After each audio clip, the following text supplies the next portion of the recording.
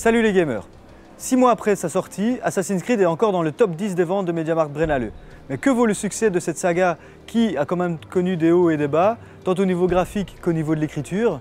Étant fan de la série Assassin's Creed, je me permets donc de faire l'apologie de ce jeu qui, à mon goût, est l'un des plus jolis jeux sur PS4 à l'heure actuelle. 7 ans après les premiers parcours d'Altaïr, nous voilà plongés en pleine révolution française avec Arnaud. Arnaud, le personnage principal de l'histoire, qui va être accusé à tort du meurtre de son beau-père et va donc finir dans une cellule de la Bastille. Pas pour longtemps, rassurez-vous, car 2 mois après son incarcération, Arnaud va pouvoir sortir de prison et va tout faire pour venger la mort mystérieuse de son père et de son père d'accueil. L'histoire est très linéaire. En effet, on est vite plongé dans le désir d'Arnaud de se venger, au détriment de l'aspect historique et l'immersion que l'on aurait pu attendre d'un premier Assassin's Creed sur console nouvelle génération. À côté de ça, nous nous retrouvons dans un Paris agité, criant de vérité, où il est possible de faire de nombreuses choses et certainement, j'en suis sûr, vous allez vous arrêter lors de vos nombreuses missions pour tout simplement contempler l'architecture des bâtiments, une bonne claque graphique en soi.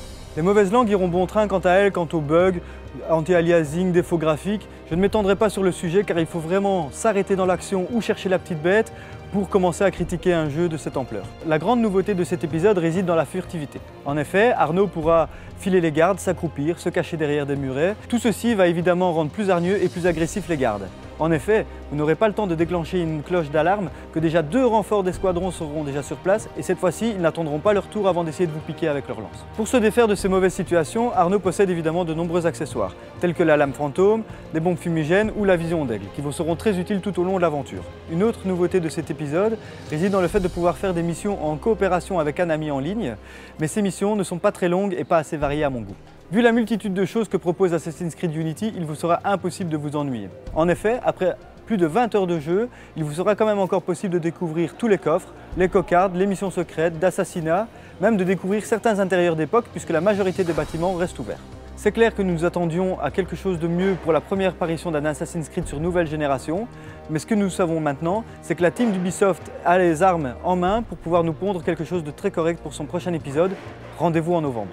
En bref, Assassin's Creed est un très bon jeu et sa place dans le top 10 6 mois après sa sortie le prouve.